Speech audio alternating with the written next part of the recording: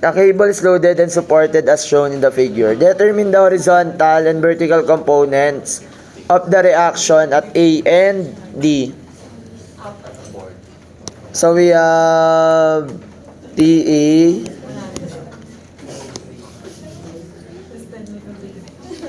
TAY, and TAX. Dito, TDY, TDX. Yung resultant nito, this is TD, na equal din sa tension at CD. And then TA, equal din yan sa TAB. Sir, paano to? Bamalay ko sa isa. So, ang gagawin nyo, hindi na pwede yung pag nag-movement ka dito, iikot to, iikot yan. Ay, ikot pa ganon. Or saan kayo gusto nyong mag-movement? Dapat yung gagamitin yung member ay yung mga alam nyo yung mga dimension, no? O, for example, dito, in-isolate ko si AB. Alam ko yung vertical distance nito, tsaka horizontal distance. So, pwede, no?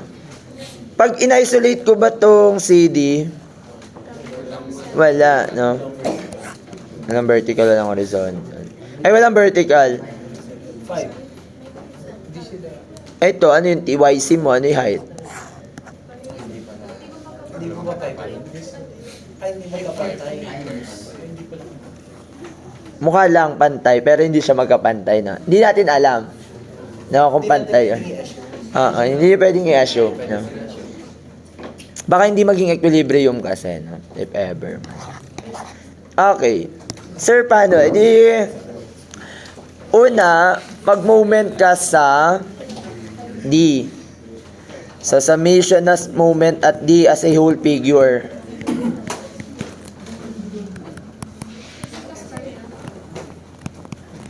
Okay, so anong moment natin sa D? Assuming clockwise positive. Unahin natin si TAX.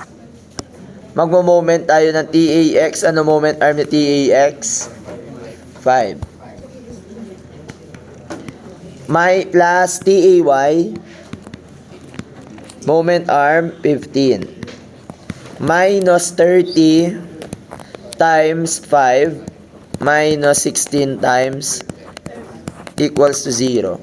So we have 5 TAX plus 15 TAY is equal to 150 plus 160, 310.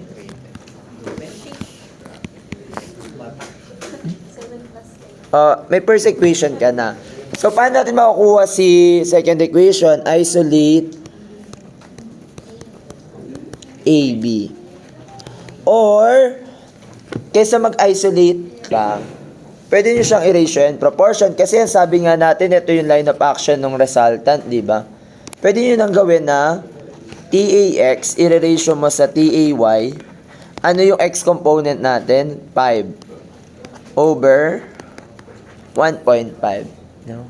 Tapos magiging equation mo, 1.5 TAX equals to 5 TAY. 5 over 1. Ito. Di ba ito yung slope nung ano natin? Ito yung slope na TA. Na-imagine?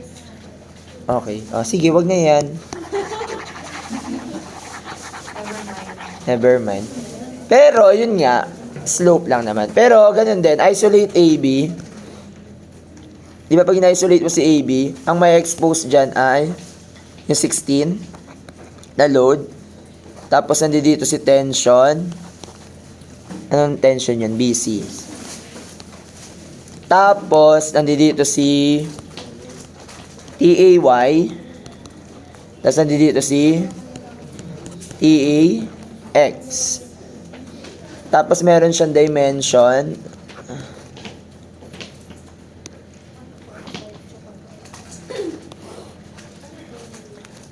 Five and 1.5. Summation ng moment at C, at B. Ito yung point B.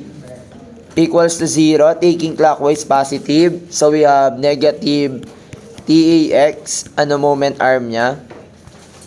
1.5.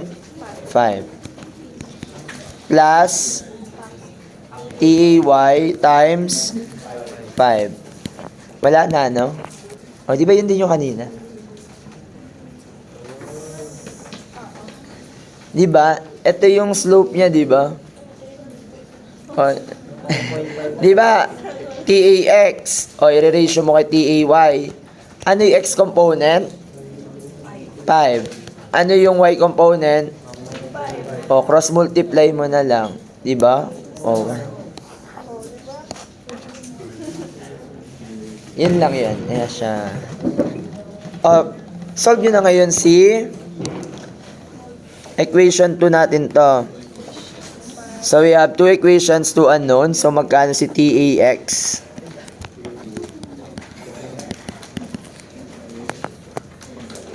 Alas 9 na pala. Alas 6 na. Hindi, kala ko alas 9. Tingin ko 9:06. 32 point.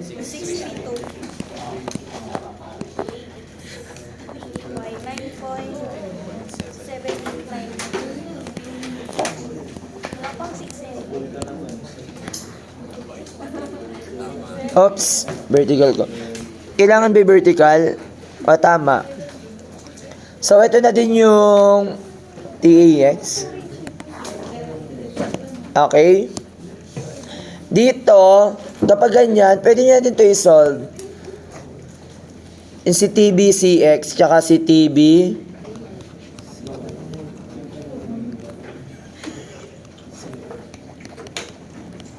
Okay? Sundan. So, summation ng forces horizontal equals to 0. To the right positive. Therefore, TBCX is equal to 32 point.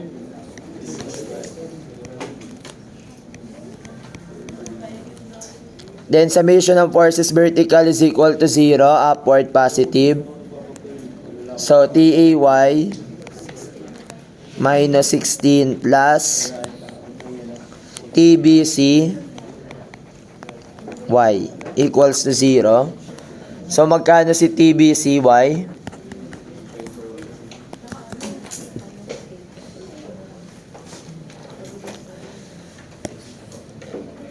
That is 16 minus 9 point something.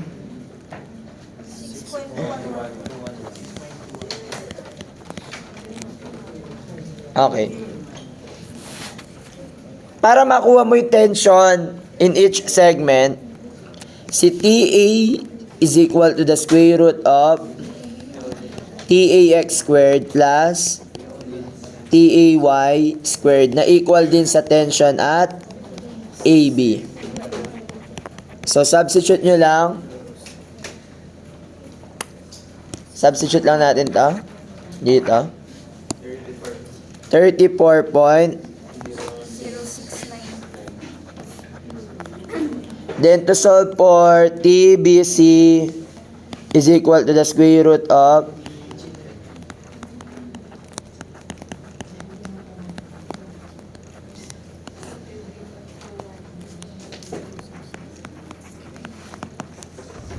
magkano? 33.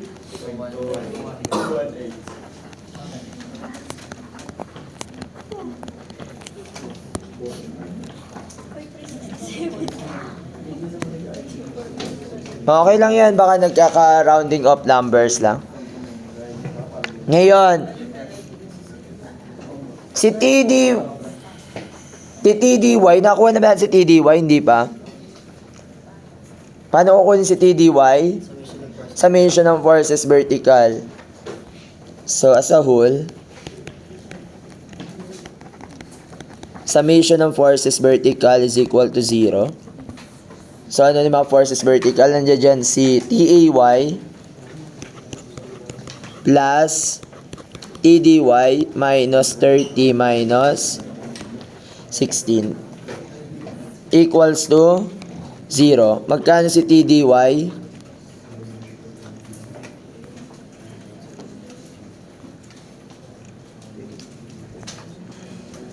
Substitute lang natin. That's 30 plus 16 minus this one. 36, 46. 36.21. 30, 6.21. 2, 1, 0. 211. And then, si TDX equal yan sa TAX, which is 32.6 32. The tension at D is equal to the square root of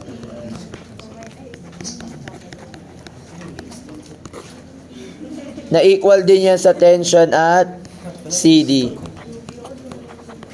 So magkano tension at CD?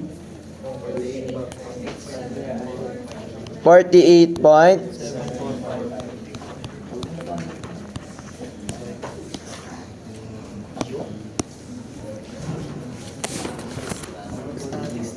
Statics lang, no? Distance YC.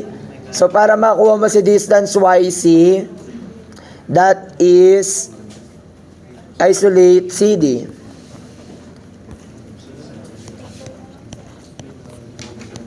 Pwede ding ratio and proportion na lang, no? Kanyari ito.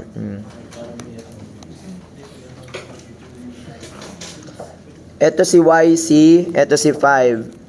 Tapos nandito si tension AY, tension AX. Tapos nandito si 30. Nandito yung cable na TBC tension. May value ka na ng TAY tsaka TAX. Lagay lang natin. 32 point. Tama ba? Pwede ng ratio and proportion or moment pa rin yung gusto natin, okay lang. Pero kung ratio and proportion, that is YC over 5. I-ratio natin siya sa AY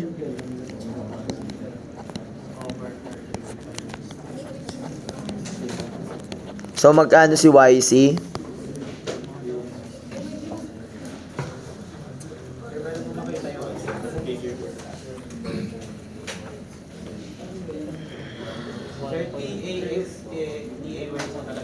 TAX ba ginamit ko? Mali ako doon.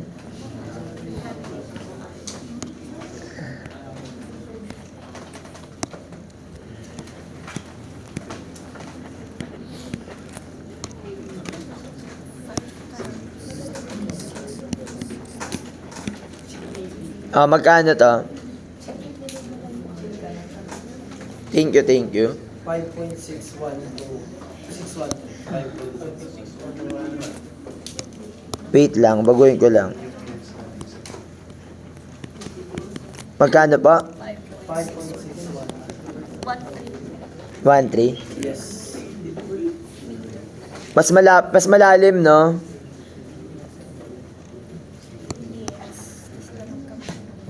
Hindi sila magkapantay.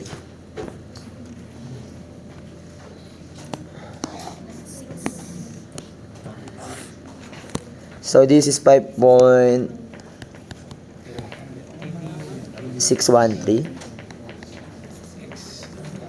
Ngayon, gagawa tayo ng triangle to solve for the length of the cable. This is L1, LAB,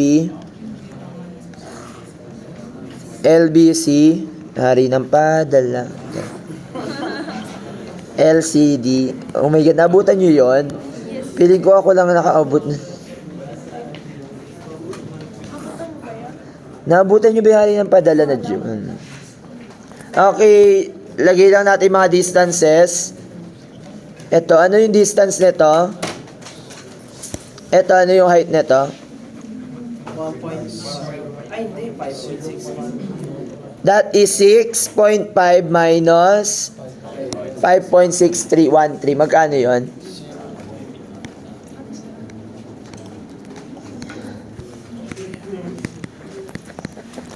Okay, so to solve for the L total, that is the LAB plus LBC plus LCD. LT is equal to the square root of 1.5 squared plus 5 squared plus 0.887 squared plus 5 squared plus square root of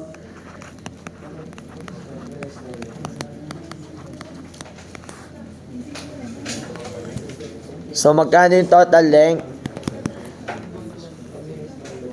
Magkano pa?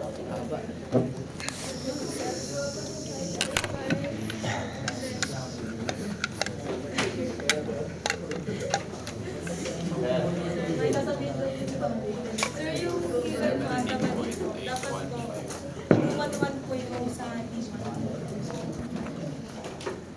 Yung sa baba po. Saan? Sa taas-taas po. Ayun po yung wise. Yung TDY po. 36.21. Same lang yung sagot. Oh, sige. Baguhin natin. 5.548.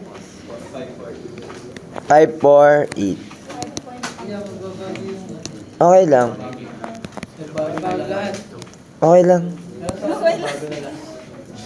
Kaya yan. Grabe na yung December. Oh my God. Eto, magkano to?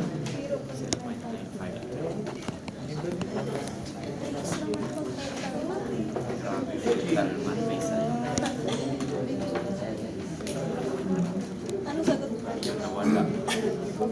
Inilis lahat eh. 17.76. Yun lang naman na bago, ano? Yun lang. Ako nga, namali ako ng kinopya. Magkano? 17.7 6 767. Ha? 7.7. Oh, sige, kahit ano. Basta 17 na lang sir. Ayan. May nakalimutan ba ako iba? Wala naman. Buti na lang, yun lang yung namali. Kala ko mali lahat. Ano sagot? Kung hindi, babago natin given.